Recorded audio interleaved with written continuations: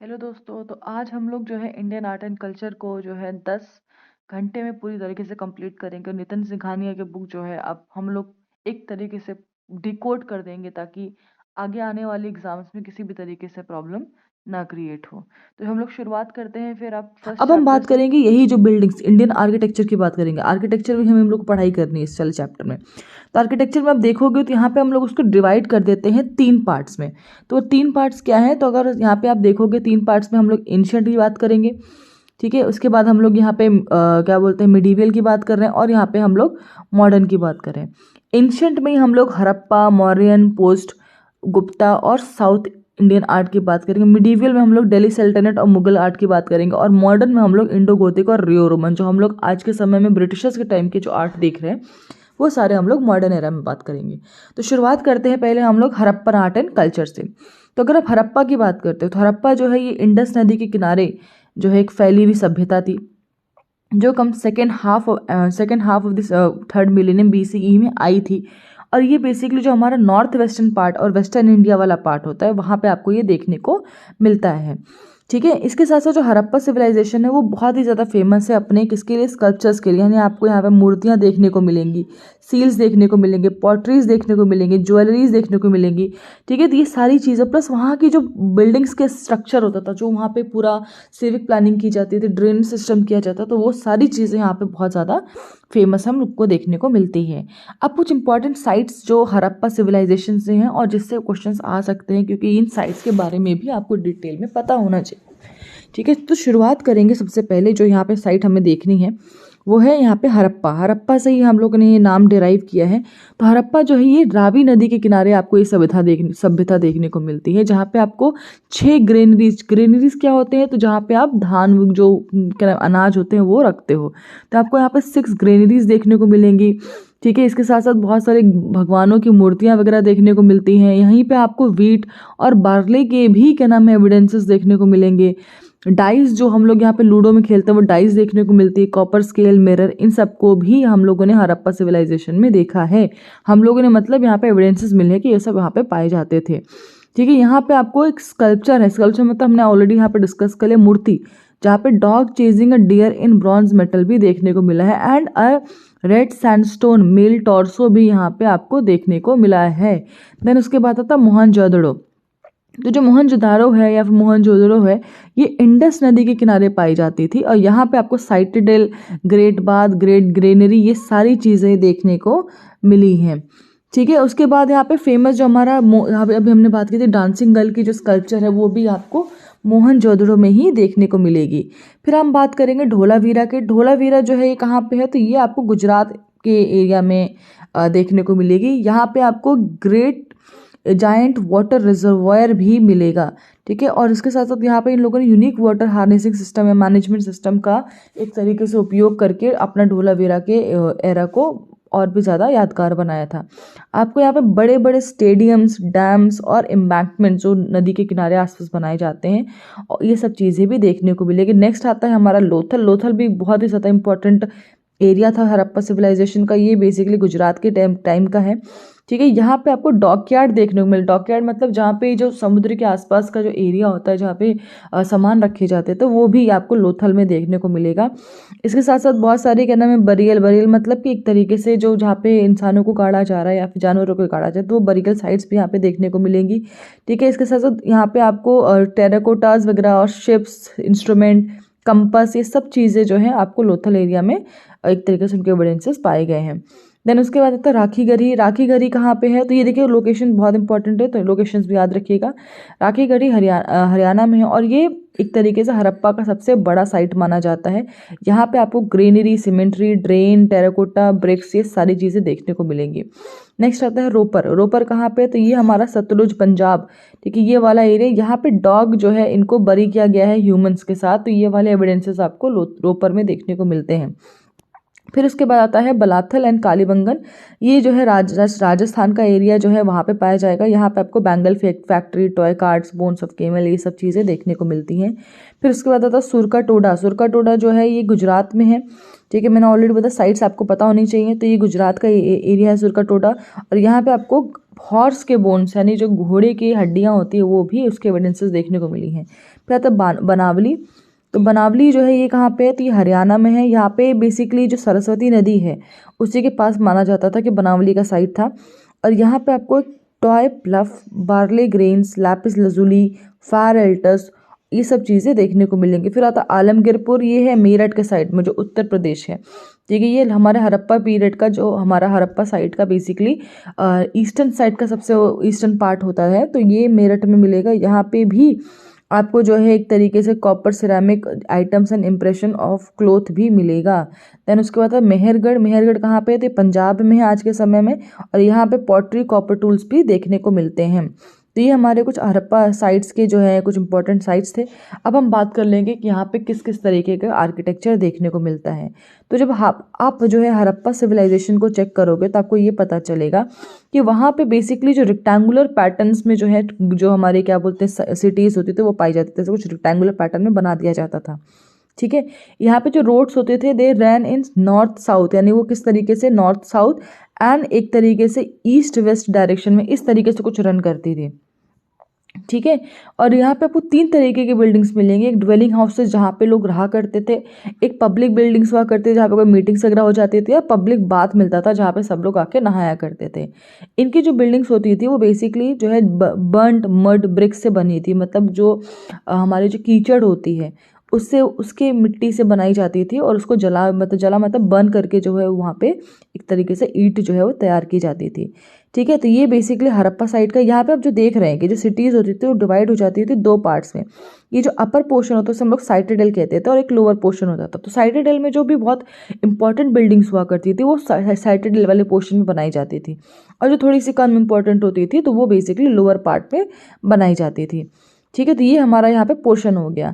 इसके साथ साथ ये भी देखने को मिलता है कि यहाँ पे आपको बड़ी बड़ी ग्रेनरीज हमने ऑलरेडी डिस्कस कर लिए, जहाँ पे एक तरीके से ग्रेन्स को स्टोर किया जाता है। Granaries, administrative buildings, pillared halls, courtyard, ये सब सारी चीज़ें आपको साइटेडल में मिलेंगी, जो ऊपर वाला पोर्शन होता है, क्योंकि यहाँ पे सिर्फ और सिर्फ इंपॉर्टेंट बिल्डिंग्स होती थी। और जो नॉर्मल रहने वाला प्लेस होता था वो आपको लोअर सिटी में देखने को मिलेगा।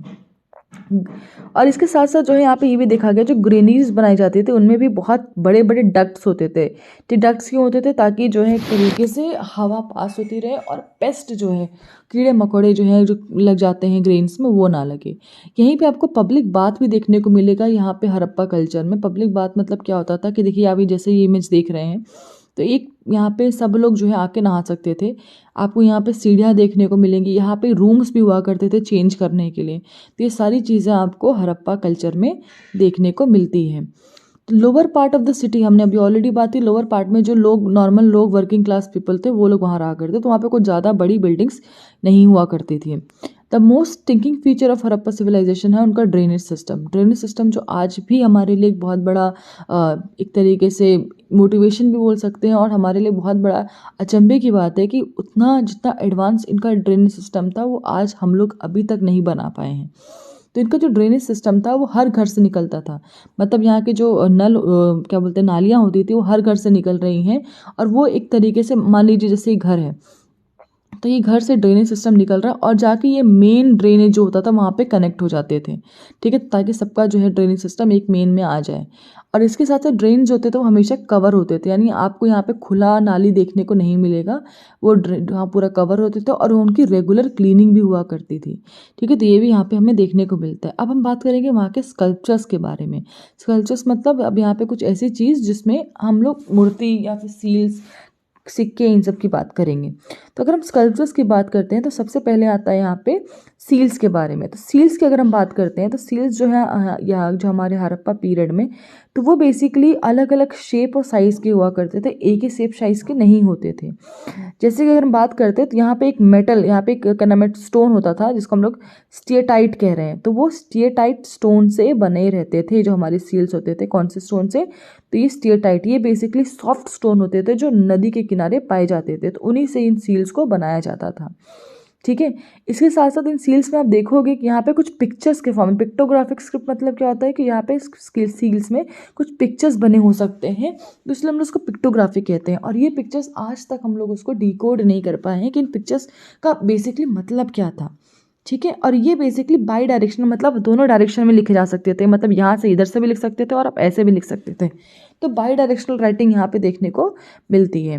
पिक्चर्स में आपको एनिमल इंप्रेशंस जैसे गाय भैंस इन सब की बात भी है, गाय तो नहीं होती थी लेकिन भैंस हो गया, ठीक है, ऑक्स हो गया, और क्या नाम है, और बाकी जो होते हैं टाइगर हो गए, तो ये सब चीज़ें भी, इनके एनिमल्स के इंप्रेशंस भी आपको सील्स में देखने को मिलेगा।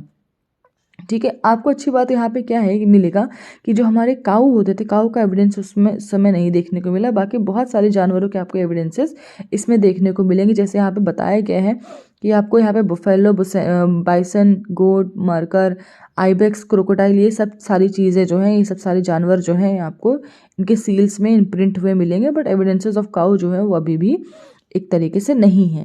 ठीक है। और यहाँ पे जो इंस्क्रिप्शन होता था ज़रूरी नहीं सिर्फ एक साइड में होगा, दोनों जो सिक्के के दोनों साइड में आपको इन पिक्चर्स के बारे में या फिर कुछ लिखी हुई चीज़ इन सब के बारे में पता चल सकता है या फिर देखने को मिल सकता है।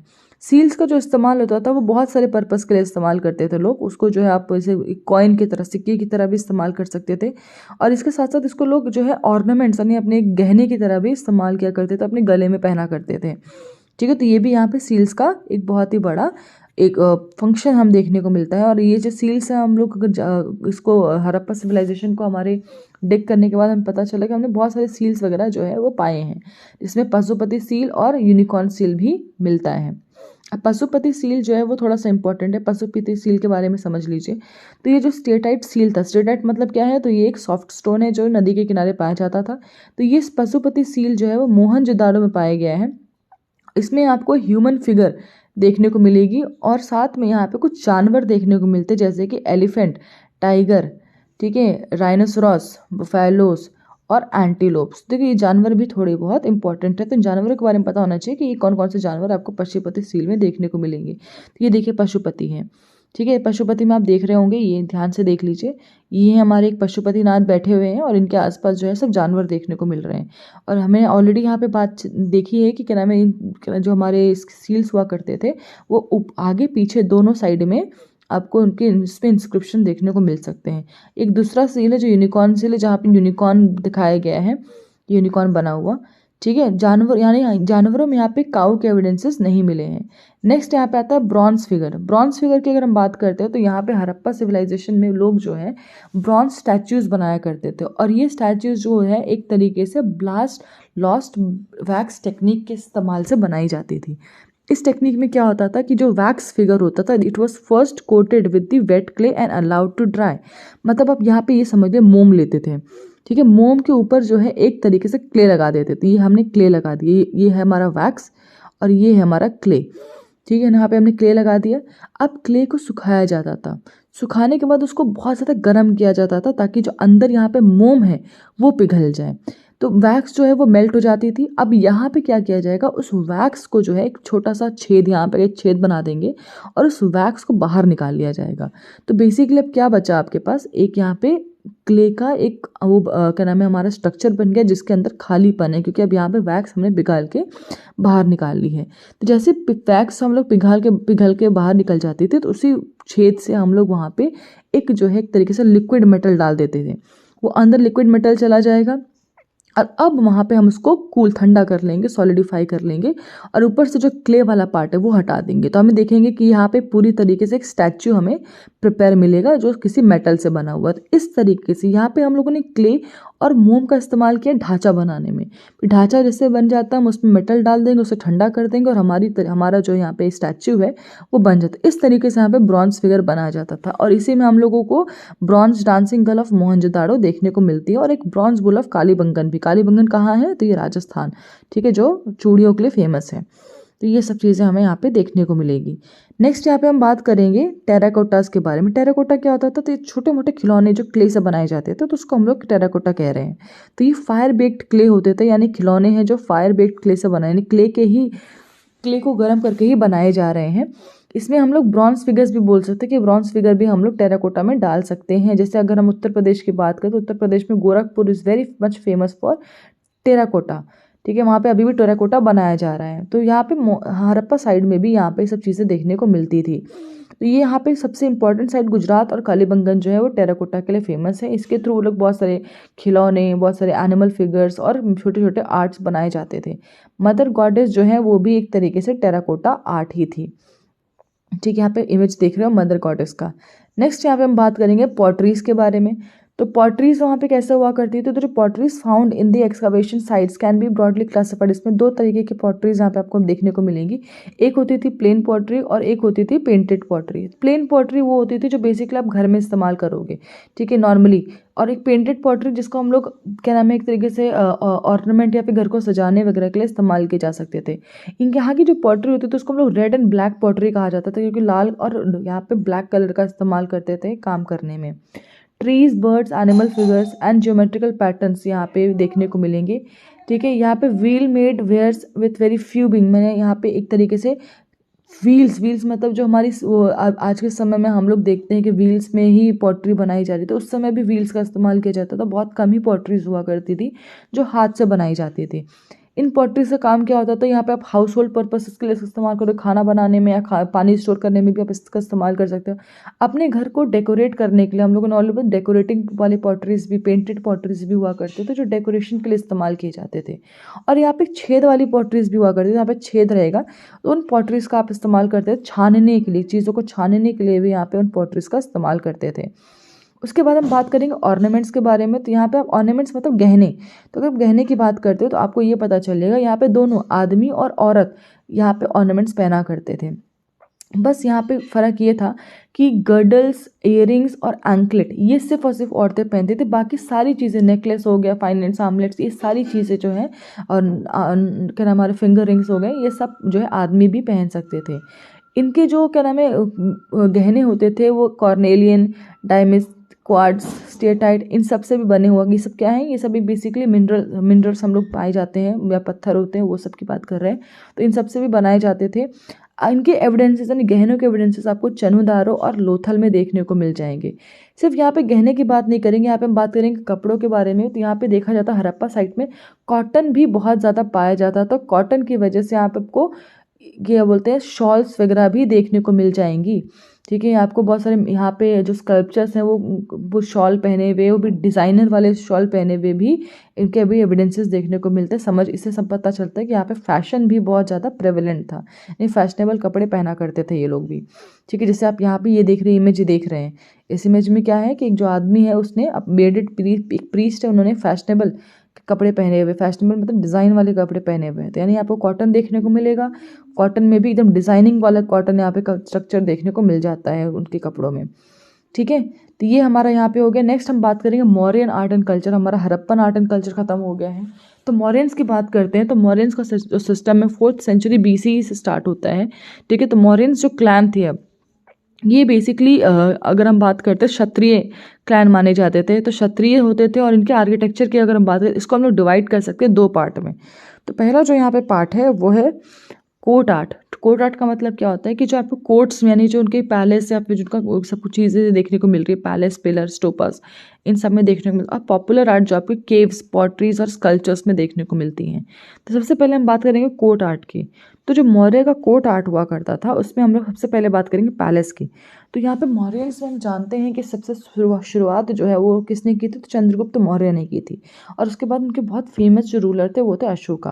तो हमें ये देखने को मिलता है कि जब शुरुआत की बात करेंगे चंद्रगुप्त मौर्य का समय यहाँ पे हम बात कर रहे हैं, तो उस समय जो कैपिटल हुआ करता था वो होता था पाटलिपुत्र।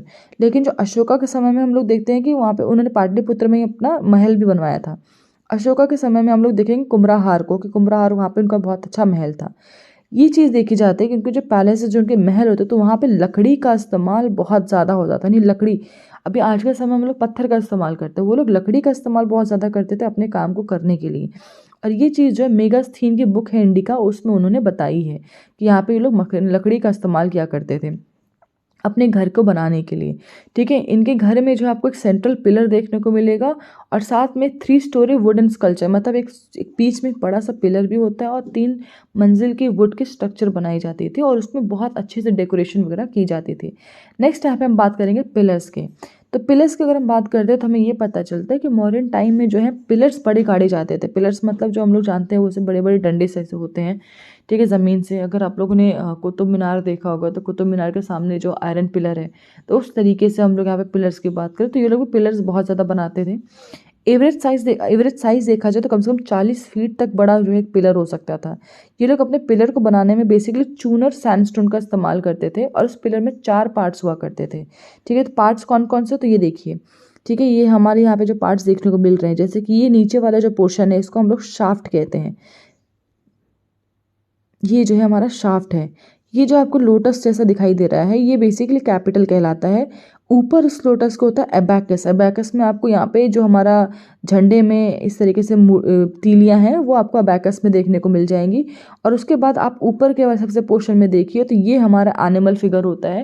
जैसे हम लोग सारनाथ की पिक्चर की बात करेंगे तो यहाँ पे 3 शेर जो है देखते हुए देखने को मिलेंगे आपको। तो इस तरीके से ये लोग पिलर बनाया करते थे। तो सारनाथ पिलर इनका बहुत बड़ा एग्जाम्पल है नियर वाराणसी। और इसके साथ साथ लौरिया नंदनगढ़ ये भी कहाँ पे है, तो ये आपको मिलेगा चंपारण में, बिहार। ठीक है, इसी सारनाथ पिलर को हम लोगों ने नेशनल एम्बलम के फॉर्म में रखा हुआ है, यानी लिया हुआ है। और ये जो है इसमें सिर्फ एक जानवर नहीं है, सिर्फ यहाँ पे लायन हम देखते हैं, बल्कि यहाँ पे सिर्फ लायन नहीं मिलेगा आपको, यहाँ पे हॉर्स, बुल और एलिफेंट भी देखने को मिल सकता है अलॉन्ग विथ लायन। ठीक है, तो और इसके साथ साथ जो इसमें लिखा हुआ है सत्यमेव जयते, ये हम लोगों ने मुंडक उपनिषद से लिया हुआ है, जिसका मतलब होता है सच की हमेशा विजय होती है। ठीक है, और ये सब जो है देवनागरी स्क्रिप्ट में लिखे गए हैं। नेक्स्ट हम यहाँ पे बात करेंगे मौर्यन टाइम के स्टूपास के बारे में। तो अगर आप स्टूपास देख रहे हो तो आपको ये पता चलेगा ये बेसिकली बरियल माउंट्स हुआ करते थे। मतलब कोई मर जाता था तो मरने के बाद वहाँ पर उसको गाड़ने के बाद उसी के ऊपर ये स्टूपास बना दिए जाते थे। या फिर कोई अगर मर गया तो उसके जो अस्थियां वगैरह होती है वहाँ पे गाड़ने के बाद वहाँ उसके ऊपर थोड़ा सा उसको सजाते हुए वहाँ पे स्टूपास बना दिए जाते थे। तो ये स्टूपा का जो आर्ट है वो भी हम लोगों ने मॉडर्न एरर में या मॉडर्न पीरियड में बहुत ज़्यादा देखा है। ठीक है, अब after the death of Buddha ने, जब बुद्धा जो है उनकी डेथ के बाद जो है कम से कम 9 स्टूपास जो है वो यहाँ पे इरेक्ट किए गए थे मॉडर्न टाइम में। जिसमें से 8 तो जो थे वो बुद्धा के रिलिक्स माने जाते थे। और साथ में यहाँ पे इन स्टूपास की अगर आप बात करोगे तो स्टूपास जो है अंदर से तो अनबक्ड यानी एक तरीके से बिना जले हुए पत्थरों का इस्तेमाल करते थे और बाहर से बेक्ड यानी बाहर से पूरे जले हुए होते थे। जले मतलब एकदम बर्न्ड ब्रिक का यहाँ पे इस्तेमाल किया जाता था और उन स्टूपास को भी बहुत ज़्यादा सजाया जाता था। यहाँ पे आपको मेधी और तोरण के इस्तेमाल से एक तरीके से उन स्टूपास को सजा देते थे। ठीक है, इसमें बहुत क्लासिक एग्जाम्पल स्टूपास का वो देखने को मिलता है हमें सांची स्टूपा मध्य प्रदेश में जो है। ठीक है, ये भी बहुत फेमस अशोकन स्टूपास हैं। पिपरवा स्टूपा कहाँ पे, तो ये उत्तर प्रदेश का सबसे ओल्डेस्ट वन स्टूपा देखने को मिलता है। ठीक है, इसके बाद हम बात करेंगे अशोका पिलर और आर्केमिनियन पिलर के बारे में क्या डिफरेंस हुआ करता था। तो अशोका का जो पिलर होता था वो मोनोलिथिक होता था। मोनोलिथिक का मतलब क्या होता है कि एक पत्थर से बनाया जाता था ये। लेकिन जो आर्केमिनियन पिलर था ये मोनोलिथिक नहीं था, इसको बहुत अलग अलग तरीके के पत्थर से वो लोग बना सकते थे। अशोका का पिलर वो लोग इंडिपेंडेंटली इरेक्ट करके, इंडिपेंडेंट मतलब मान लीजिए बिल्डिंग यहाँ पे है तो उन्होंने कहीं पे यहाँ पे एक स्टूपा या फिर एक पिलर जो गाड़ दिया तो इंडिपेंडेंटली भी हो सकता था। लेकिन आर्केमिनियन का पिलर ऐसा नहीं था, वो बेसिकली किसी बिल्डिंग से अटैच कर देते, नहीं बिल्डिंग के ऊपर ही उन्होंने एक पिलर बना दिया। तो वो यही डिफरेंस है अशोकन पिलर और आर्केमिनियन पिलर्स में।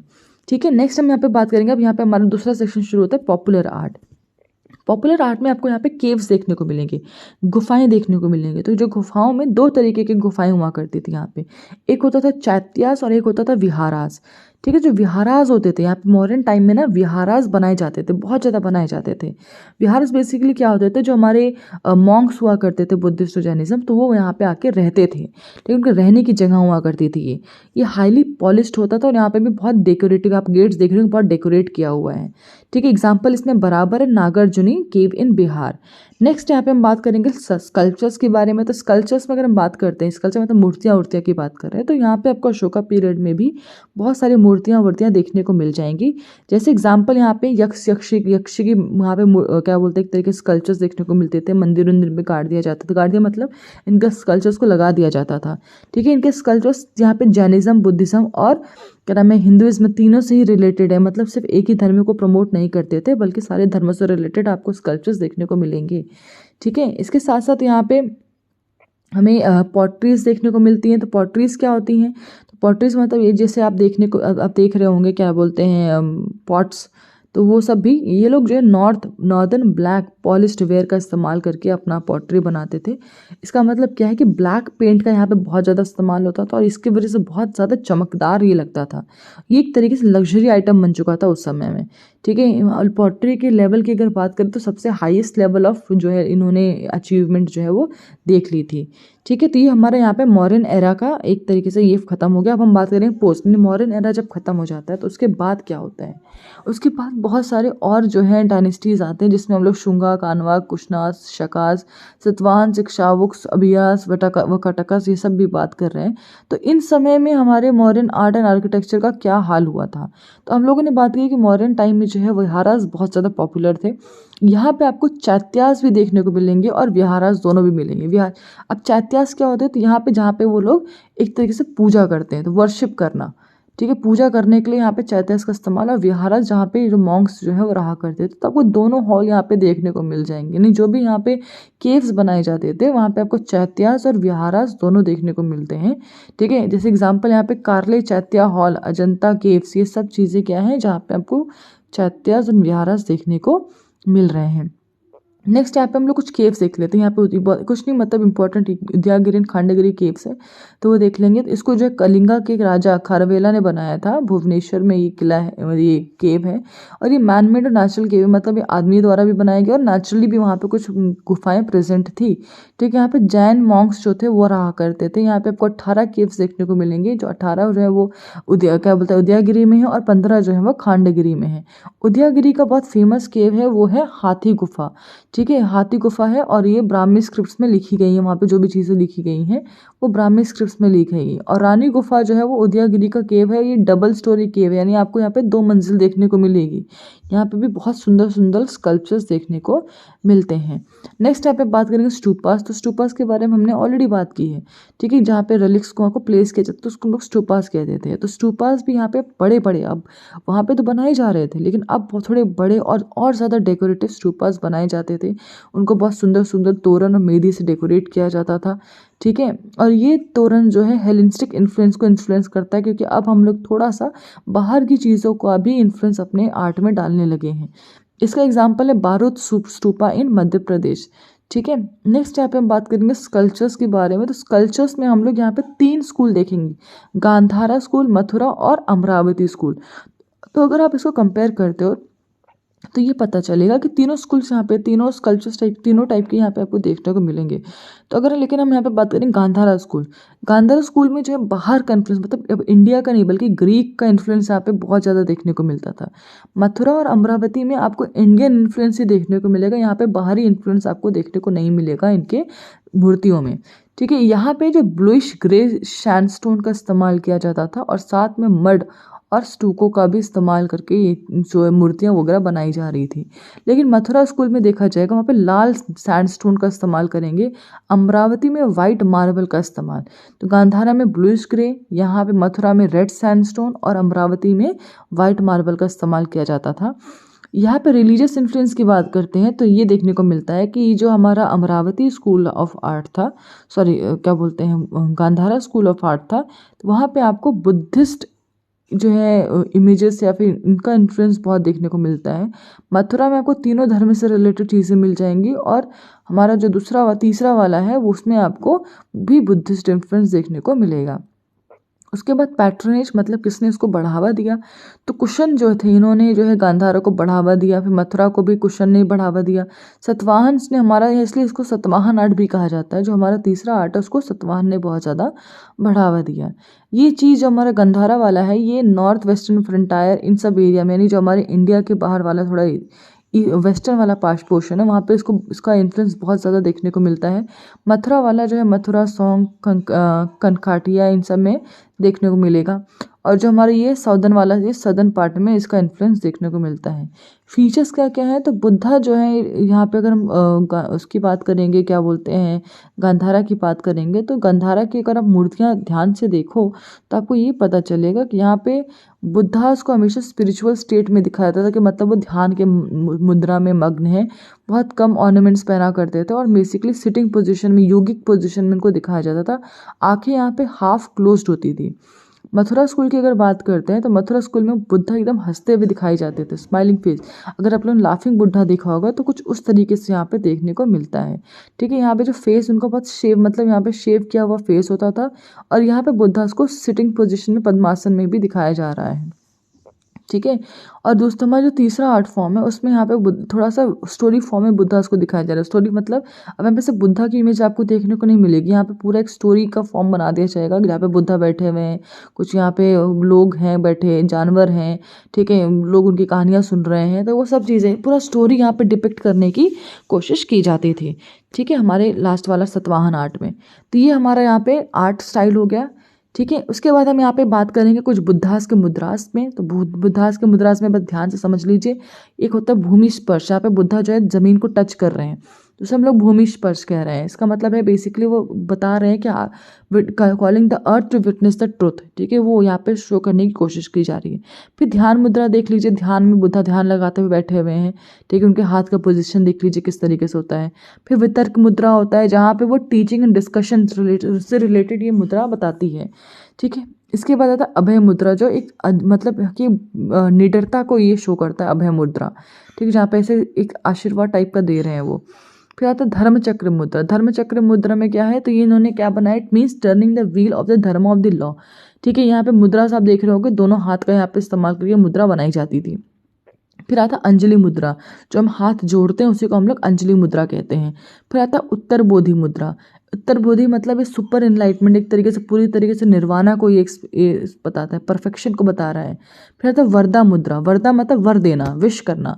तो यहाँ पे ये भी मुद्रा देखने को मिलता है, जहाँ पे एक हाथ ऊपर होता है, एक हाथ नीचे रहता है।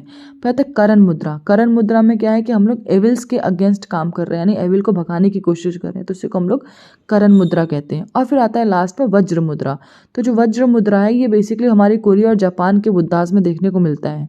ठीक है, अब हम बात करेंगे गुप्ता एज की, जो बहुत ही इंपॉर्टेंट है। इसको हम लोग golden period of Indian architecture भी कहते हैं, क्योंकि यहाँ पे जो है आर्ट एंड आर्किटेक्चर बहुत ज़्यादा बढ़ गया था और इसने एक तरीके से क्लाइमेक्स स्टेज भी, अब यहाँ से थोड़ा बहुत पतन होना शुरू हो जाएगा। ठीक है, तो सबसे पहले हम बात करेंगे यहाँ की केव्स की। तो गुप्ता पीरियड जो है वहाँ पे आर्किटेक्चर डेवलपमेंट बहुत ज़्यादा हो गया था। केव्स में इतना डेवलपमेंट नहीं हुआ था, लेकिन फिर भी थोड़ी बहुत चीज़ें यहाँ पे ऐड कर दी गई थी, जैसे कि म्यूरल पेंटिंग्स, यानी जो केव्स हैं उनकी दीवारों पे ना म्यूरल पेंटिंग स्टार्ट हो गई थी। ठीक है, इसमें एग्जांपल हम लोगों को अजंता और इल्लोरा के केव्स गुफाएं देखने को मिलती हैं। अब अजंता केव के बारे में समझ लीजिए। तो अजंता केव क्या है, तो ये बेसिकली केव है जो सह्याद्री जो हमारा पहाड़ है वहाँ पे मिलेगा। और उस समय वाघोरा नदी है यहाँ, कहाँ, कौन सी नदी है, वाघोरा नदी। ठीक है, कहाँ पे मिल रहा है, सह्याद्री के पहाड़, वाघोरा नदी। और ये औरंगाबाद महाराष्ट्र में देखने को मिलता है। इसमें टोटल 29 केव्स हैं। ठीक है, 29 केव्स में आपको 25 जो है वो विहारास मिल जाएंगे। विहारास क्या है, जहाँ पे जो मॉन्क्स होते थे वो रहते थे। और 4 आपको चैत्यास मिल जाएंगे, जहाँ पे मॉन्क्स पूजा किया करते थे या प्रेयर करते थे। इनका जो टाइम पीरियड 200 BC से लेकर 650 AD तक है। Ajanta caves were inscribed by Buddhist monk. ठीक है, ये केव्स जो है किसने, बस को एक तरीके से वहाँ पे जो लिखना पढ़ना होता था, जो आपको दीवारों पे मिल जाएंगे, वो वहाँ पे जो बुद्धिस्ट मॉन्क होते थे उन्होंने ये सब काम किया था। उस समय वकाटका का राजा का रूल चल रहा था, और हरिसेना बहुत ही ज़्यादा इंपॉर्टेंट राजा थे जिन्होंने केव स्ट्रक्चर को बढ़ाया है। यहीं पे आपको फ्रेस्को पेंटिंग भी देखने को मिलेगी। ठीक है, जो थोड़ा सा नेचुरलिज्म को प्रमोट करता है। जो कलर वगैरह यहाँ पे इस्तेमाल किए जाते थे, जो वहाँ पे पेड़ पौधे पत्ते होते थे उन्हीं का इस्तेमाल करके कलर्स बनाए जाते थे। आउटलाइनिंग हमेशा आपको रेड कलर में देखने को मिलेगी। जो भी पेंटिंग्स वगैरह बनाई जा रही है वहाँ पे रेड कलर देखने को बहुत ज़्यादा मिलेगा। ब्लू कलर यहाँ पे नहीं मिल रहा था देखने का, नहीं आपको जो केव्स में देखने को, अब देखोगे पेंटिंग्स वगैरह तो आपको ब्लू कलर नहीं दिखेगा, बल्कि रेड बहुत प्रोमिनेंटली यहाँ पे आपको आउटलाइनिंग में दिखने को मिल जाता है। ठीक है, इस केव्स की अगर हम बात करते हैं तो मैक्सिमम यहाँ पे बुद्धिज़्म का जो है वो हमें देखने को मिलता है, कि बुद्धिज़्म का इफेक्ट देखने को मिलता है, कि बहुत सारे मैक्सिमम केव्स में ना बुद्धिस्ट स्टोरीज़ वगैरह, बुद्ध से रिलेटेड चीज़ें यहाँ पे मिलती हैं। ठीक है। नेक्स्ट यहाँ पे हम बात करेंगे हमारा जो दूसरा केव है वो है इल्लोरा की केव। इल्लोरा जो है ये भी महाराष्ट्र में मिलेगा, एक अजंता केव के पास ही 100 किलोमीटर महाराष्ट्र। यहाँ पे आपको 34 केव्स देखने को मिलते हैं और उन 34 केव में आप यहाँ पे ये देख लीजिए कि 17 ब्राह्मण्स का केव है, 12 बुद्धिस्ट और 5 जैन। यानी यहाँ पे सबसे ज़्यादा ब्राह्मण्स को दिखाने वाले, ब्राह्मण्स कल्चर को प्रमोट करने वाले केव्स देखने को मिलते हैं। फिर उसके बाद बुद्धिस्ट और उसके बाद जैन। ये 5वीं से लेकर 11वीं सेंचुरी सीडी के तहत बनाई गई थी। ठीक है। इसमें आपको डाइवर्सिटी देखने को मिले क्योंकि उसमें सारे धर्म के बारे में आपको मिल जाता है। इसमें एग्जाम्पल यहाँ पे बताया गया केव नंबर 10 है जो बुद्धिस्ट चैत्या का। ये बेसिकली नोन एज, इसे विश्वकर्मा केव भी कहते हैं, कारपेंटर्स केव भी कहते हैं, जहाँ पे बुद्धा जो है वो व्याख्यान मुद्रा में बैठे हुए हैं और बोधि ट्री के पीछे, मतलब बोधि ट्री के पीछे है।